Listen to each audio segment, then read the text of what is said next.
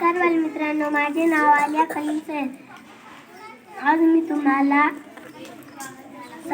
जिजाबाई यांच्याबद्दल 2 शब्द सांगणार आहे. तरी तुम्ही शांतपणे ऐकून घ्यावे ही माझी नम्र विनंती.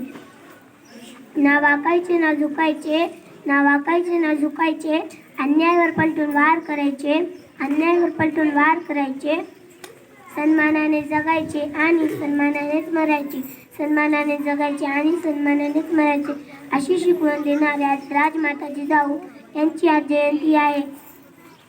12 जानेवारी 1598 रोजी बुलढाणा जिल्ह्यातील सिंदखेड राजा येथे जिजाबाईंचा जन्म झाला. जिजाबाईंच्या वडिलांचे नाव लखुजीराव जाधव व आईचे नाव म्हाळसाबाई असे होते.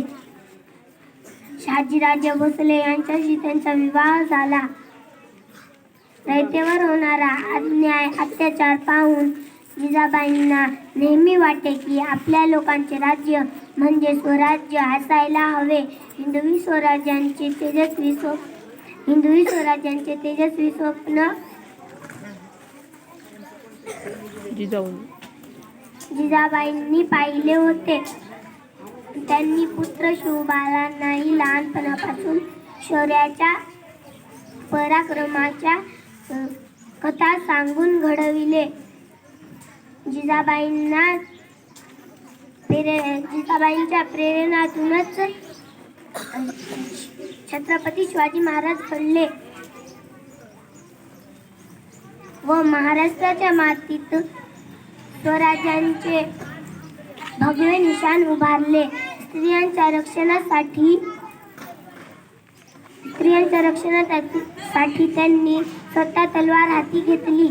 जिजाबाईंच्या या शूर, चाणाक्ष व युद्धनीतीमध्ये कुशल होत्या.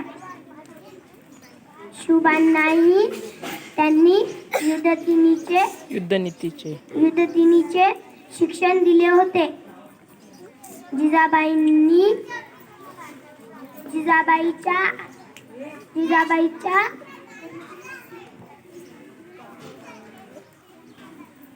जिजाबाईंच्या संस्कारामुळे छत्रपती शिवाजी महाराज घडले. जिजाबाईंनी पाहिलेले हिंदवी स्वराज्य तेजस्वी स्वप्न छत्रपती शिवाजी महाराजांनी पूर्ण केले. अशा आदर्श राजमाता 17 जून 1674 रोजी निधन झाला. पण त्यांनी महाराष्ट्राच्या कणाकणात व लोकांच्या मनामनात जागलेला स्वाभिमान आजही कायम आहे. जिजाबाईंच्या कार्य आपल्या सर्वांसाठी प्रेरणादायी आहे. तुमच्या शौर्याची गाथा इतिहासाच्या पानोपानी धन्य आहे राजमाता जिजाऊ, धन्य आहे राजमाता जिजाऊ, महाराष्ट्राची स्वराज्य जननी. एवढे बोलून मी माझे 2 शब्द संपविते. जय हिंद, जय भारत.